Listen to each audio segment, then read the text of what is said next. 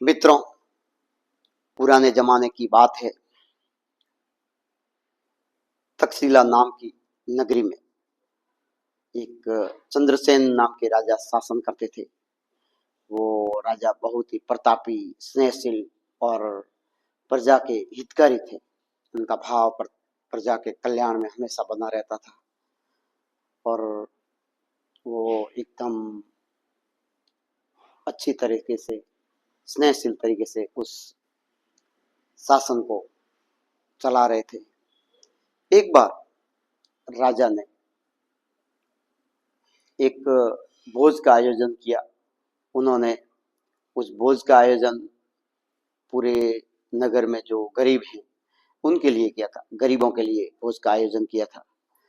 तो उन्होंने वो भोज का आयोजन किया, उसमें कई तरह के पकवान बनाए, कई तरह के अलग अलग सब्जियां बनाई और उनमें उन्होंने एक खीर भी बनाई थी। तो हुआ यूं कि जब वो खीर बन रही थी तब उस खीर में एक सांप गिर गया। तो किसी को पता था नहीं कि भाई उस खीर में सांप गिर गया है। तो सांप के गिर जाने से वो खीर जहरीली हो गई थी। फिर वो खीर को सब जो मेहमान थे नगर के उनको परोसा गया, जिन गरीबों के लिए वो भोज का आयोजन था। तो जब सबने वो खीर खाई तो 6 जनों की मौत हो गई, मृत्यु हो गई। राजा एकदम सत्ते में आ गए। वो एकदम टूट गए कि मेरी वजह से इतने सारे लोगों की मृत्यु होगी और मैं इनका दोषी हूँ। इसलिए पश्चाताप की मुद्रा में वो महल और नगर छोड़कर वहां से निकल पड़े। वो जंगल से होते हुए एक गांव में पहुंचे। शाम हो गई थी। गांव में चौपाल पे लोग बैठे हुए थे। तो राजा ने पूछा कि कोई ऐसा घर है जहाँ के लोग सादा विचार, सादा जीवन और उच्च विचारों वाले हो। तो उन्होंने बताया कि हाँ, 2 भाई बहन रहते हैं। वो भगवान की भक्ति भी करते हैं, ध्यान भी करते हैं, आप उनके यहाँ रुक सकते हो। तो राजा ने वहाँ रुकने का फैसला किया। वो वहाँ रुक गए। जब राजा सुबह सोए हुए थे तभी उनकी जो, जहाँ पे वो रुके थे, 2 भाई बहनों में उनकी बहन जो लड़की थी वो ध्यान में गई हुई थी।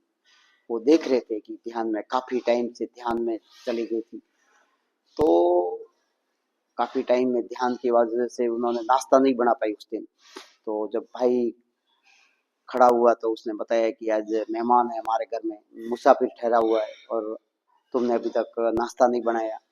तो उस बहन ने बताया कि मैं जब आज ध्यान में गई थी तो मैंने एक पेचीदा मामला देखा धर्मराज के यहाँ। धर्मराज के यहाँ ये मामला चल रहा था कि जब राजा ने जो भोज बनाया था उसमें उस सांप के गिर जाने से जो खीर जहरीली हो गई थी, उसके खाने से जब सारे गरीबों की मौत हो गई, उन लोगों की मौत हो गई, तो उसका जिम्मेदार कौन है? वो राजा जिसने भोज का आयोजन किया था, या वो सांप जिसकी वजह से इतने लोगों की मृत्यु हुई, या वो परोसने वाला या बनाने वाले जिनको बिना सके सबको खाना परोस दिया था और उनकी मृत्यु हो गई थी। तो उस बहन ने बताया कि अभी तक उसका फैसला आया नहीं है, अभी उलझन में है मामला। तो राजा ने वो सब सुना। फिर राजा ने बोला कि मुझे एक दिन यहाँ पे और रुकने की आप अनुमति दीजिए। तो उन भाई बहन ने उनको और एक दिन रुकने की अनुमति दे दी।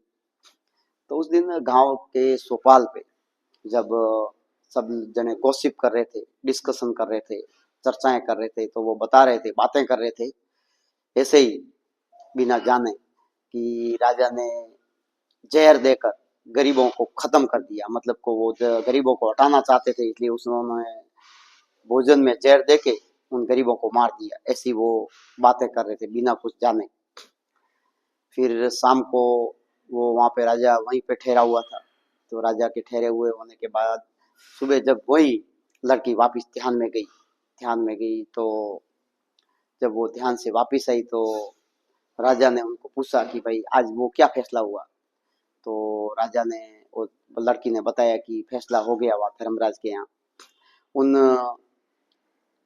जो मृत्यु हुई है उसका न राजा जिम्मेदार है, न वो सांप, और न ही वो परोसने वाला, क्योंकि उसको भी ध्यान में था नहीं।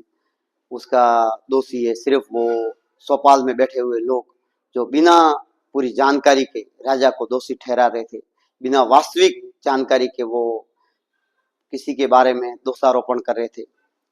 तो उनका दोष उन चौपाल में बैठे हुए लोगों को लग गया। तो उसके बाद राजा को थोड़ा आभास हुआ और वो थोड़ा सही मुद्रा में आए। उनको लगा कि नहीं, मैं इसका दोषी नहीं हूँ। राजा बिना कुछ बताए वहां से अपने नगर के लिए वापस निकल पड़े।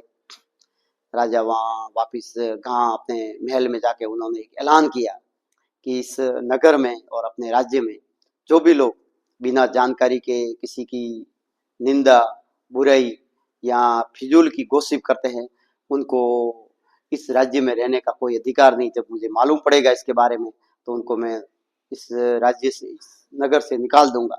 लोगों में सब जगह ये समाचार फैल गया। तो लोग फिर उसके बाद उन लोगों ने कभी भी किसी के बारे में बिना जानकारी के, बिना पूरी जानकारी के कभी भी किसी की निंदा नहीं की। किसी के बारे में कोई न्यूज जानकारी भी नहीं उन्होंने फैलाई। फिर उस नगर के लोगों ने सबके कल्याण के लिए ध्यान में, और वो ध्यान करने लगे सब लोग। उन जो लड़की ध्यान करती उसकी तरह वो भी ध्यान, साधना और योग में अभिलग्न हो गए।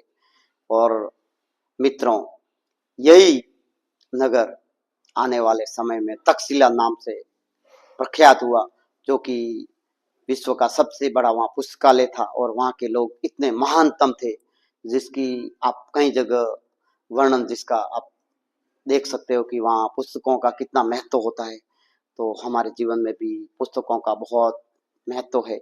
हमें भी पुस्तक को जरूर पढ़ना चाहिए और ध्यान करना चाहिए, साधना करनी चाहिए। और बिना किसी जानकारी के किसी के बारे में भी कुछ भी बातचीत या कुछ भी फिजूल की हम करते हैं ना, जिसे हम चापलूसी बोल सकते हैं, चुगलखोरी बोल सकते हैं, या बिना जानकारी के हम किसी के बारे में निंदा करते हैं, तो ये हमें नहीं करनी चाहिए। हमें उस परमात्मा के सानिध्य में हमेशा बना रहना चाहिए और हमेशा श्रेष्ठ कार्य करते रहने चाहिए।